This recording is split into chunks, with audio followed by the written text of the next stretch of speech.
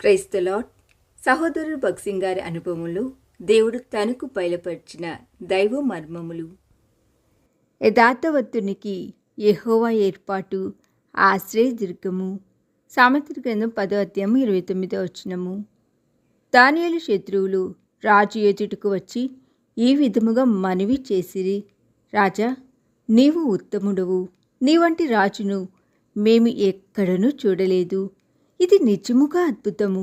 కనుక 30 దినముల వరకు ప్రజలు నీకు మాత్రమే మనవి చేయవలనని, మరి ఏ దేవునికి కూడా వారి మనవులను చెప్పకూడదని మేము కోరుచున్నాము. ఇది అమలులోనికి రాగలుగునట్లు ఈ నిర్ణయం మీద రాజు సంతకము కోరుచున్నాము అని చెప్పిరి. ఆ రాజు ఈ మాటలు విని పొంగిపోయెను. నేను ఎంత మంచివాడనో! ఈ ప్రజలు నన్ను ఎంతగా ప్రేమించుచున్నారు. నాకే వారి మనవులు చెప్పవలని కోరుచున్నారు. వారి ముఖస్థుతికి లొంగిపోయి రాజు నిర్ణయ పత్రం మీద సంతకము చేసెను. దానియేలుకు కీడు చేయవలనని రాజు ఎన్నడూ కోరలేదు. అయితే అతడు మనుషుల మెప్పును కోరెను. యుక్తితో మోసముతో ఇవ్వబడిన ఆలోచనను అంగీకరించెను. ఈ యుక్తిగల ఆలోచనకర్తలు అతని గ్రుడ్డివానిగా చేసిరి. ప్రస్తుతమందు జరుగుచున్నది కూడా అంతే. అనేక మంది అధిపతులు పొగడ్తల ద్వారా గ్రుడ్డివారై దస్తావేజుల మీద చూడకయే సంతకములు పెట్టెదరు.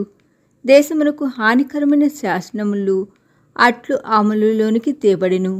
ఈ శాసనములు వినిన తోడనే ఇక నేను బహిరంగముగా ప్రార్థించెను అని చెప్పి ఉండవచ్చును కదా. తాను ప్రార్థించినప్పుడు కిటికీలు తలుపులు మూసివేయమని సేవకులతో చెప్పి ఉండవచ్చును. అయితే ఏ భయము లేకుండా కిటికీలు బాగుగా తెరిచి మోకాళ్ళుని దినమునకు ముమ్మారు ఎప్పటిలాగే ప్రార్థించుచుండెను. 10 ఎంత గొప్ప విశ్వాసము! శిక్షణ పూర్తి అయిన తరువాత ఇప్పుడు దానియేలు అంత్య పరీక్షను ఎదుర్కొనుచున్నాడు.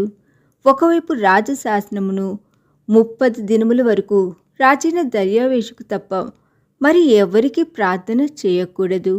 అట్లు చేసిన యెడల సింహముల గుహలో వేయబడుదురు. మరొక వైపు రాజ్యమంతయు దానియేలుకు వ్యతిరేకముగా ఉన్నది. అతనికి సహాయం చేసి అతనితో నిలుచువారు రాజ్యములో ఒక్కరునూ లేరు. మానవ సహాయమును అతడు అర్థించలేదు. దేవుని యందు స్థిరముగా నమ్మకముంచెను. ఇంతకు పూర్వం ఎట్లు ప్రార్థించేవాడో ఇప్పుడును అదే రీతిగా కిటికీ తలుపులు తెరిచి దేవుని స్తుతించుచుండెను. జయించుటలో ఉన్న రహస్యము ఇదే.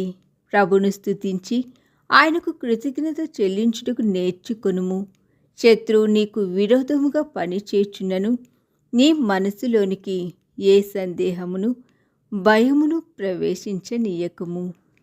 ఈ దినధ్యానము మనందరి ఆత్మీయ జీవితమునకు ఆశీర్వాదకరముగా ఉండునుగాక. ఆమేన్.